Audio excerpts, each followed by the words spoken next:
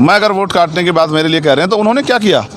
लंबे समय तक काशीराम जी पे ऐसे आरोप लगाते, लेकिन वही काशीराम साहब हैं जिनकी वजह से आज हमारे जैसे लोग खड़े हुए हैं। ये जो बेमेल गठबंधन है, हरिजन शब्द कह के किस तरह से पूरे समाज को अपमानित करने का काम किया, आपने नहीं देखा?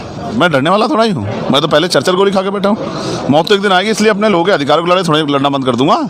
अगर एक चंद्रशेखर जाएगा तो लाइन लगा के चंद्रशेखर तैयार है। दुष्यंत चौटाला की पार्टी है, उनके साथ आपने गठबंधन कर लिया है, जिसके खिलाफ लहर चल रही है हरियाणा में। तो दुष्यंत तो उसका हिस्सा थे सरकार का, असली नुकसान तो भाजपा ने किया, तो भाजपा के लोग चुनाव क्यों लड़ रहे हैं? इस बात की क्या गारंटी है कि दुष्यंत चौटाला दूसरी बार फिर भाजपा में शामिल नहीं होगा? उनका हाथ किसने पकड़ रखा है इस बार? आपको नहीं पता है?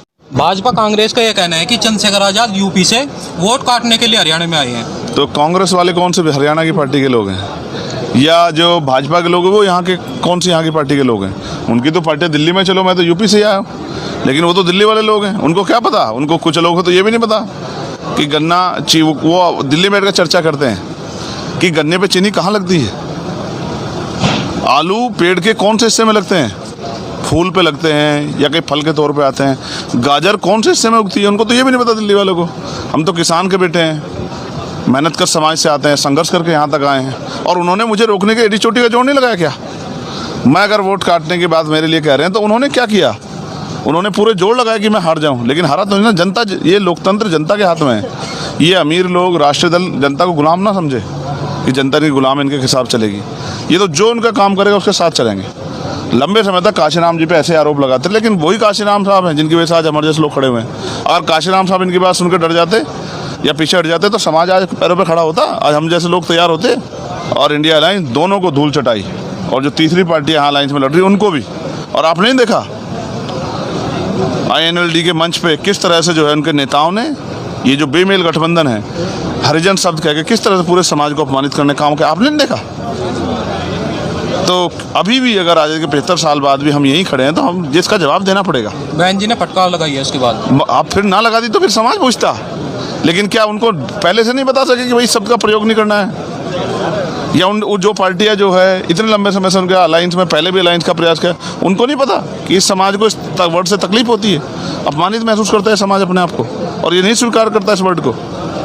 जी सर, ये बताइए, जब जैसा आपकी लोकप्रियता बढ़ती जा रही है, आप हमला भी करा है अभी, मतलब ये कह रहे हैं? ठीक है, मैं डरने वाला थोड़ा ही हूँ, मैं तो पहले चरचर गोली खा के बैठा हूँ। मौत तो एक दिन आएगी, इसलिए अपने लोगों के अधिकारों की लड़ाई थोड़ी लड़ना बंद कर दूंगा।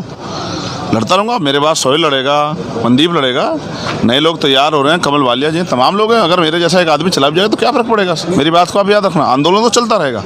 विनय तन सिंह हैं, रविंद्र भाटी हैं, हम पे तो लीडरों की कमी थोड़ी, अमित कसाना है, हम पे लीडरों की कमी थोड़ी, सोमनाथ प्रजापति है। अगर एक चंद्रशेखर जाएगा तो लाइन लगा के चंद्रशेखर तैयार है। यह कहा जा रहा है कि जो दुष्यंत चौटाला की पार्टी है, उनके साथ आपने गठबंधन कर लिया है, जिसके खिलाफ लहर चल रही है हरियाणा में। तो दुष्यंत तो उसका हिस्सा थे सरकार का, असली नुकसान तो भाजपा ने किया, तो भाजपा के लोग चुनाव क्यों लड़ रहे हैं?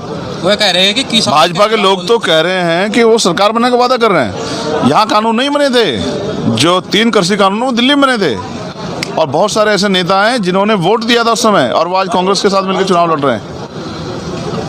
मैं फिर आपसे कहता हूँ, हमें रोकने के लिए 100 साजिशें होंगी। जब 6 महीने दुष्यंत चौटाला सरकार में नहीं थे, अब तो क्या सरकार गिर गई थी क्या? सरकार तो फिर भी चली है। भाजपा जोड़ तोड़ की राजनीति करती है। जितने निर्दलीय लोग हैं आप देख लेना, इस बार भी अगर वो जीत जाएंगे सब भागेंगे भाजपा की तरफ को। इस बात की क्या गारंटी है कि दुष्यंत चौटाला दूसरी बार फिर भाजपा में शामिल नहीं होगा? उनका हाथ किसने पकड़ रखा है इस बार? चंद्रशेखर आजाद। आपको नहीं पता है? और वो निजी स्वार्थ नहीं देख रहे हैं, वो स्वार्थ के लिए नहीं कर रहे हैं, वो हरियाणा को विकल्प देने के लिए काम कर रहे हैं। और अब चंद्रशेखर आजाद वो इकट्ठे हम में तय हुआ है कि वो भाजपा की तरफ दोबारा पलट के नहीं देखेंगे। इस बात के साथ हम लोग आगे बढ़े। और फिर मैं आपसे कहा, मेरे पास ऑफर नहीं थे क्या? तो नहीं, हमारे लिए मंत्री पद ये सब बाद में, अपने लोगों की भावना और उनका आंदोलन पहले है। और आप देखिए ना, कल उन्होंने क्या क्या मंच पे खड़े होकर कि अगर जहाँ दलित समाज का पसीना पड़ेगा वो खून देने का काम करेंगे। और किस नेता में है इतनी हिम्मत बोलने की? और ये कैसे हुआ? ऐसे संभव है जब एक अलायंस बना सेम एज के ग्रुप के लोगों का, जो चर्चा करते हैं कि हरियाणा में क्या होना चाहिए। और आप मैनिफेस्टो पढ़ना, मैं आपको कहूँगा दोनों चैनल्स को कि एक बार बैठ के हमारे मैनिफेस्टो को उस पर एक वीडियो बना के आप देखना, आपको महसूस होगा कि उसमें आपकी भी बात कहीं ना कहीं की गई होगी।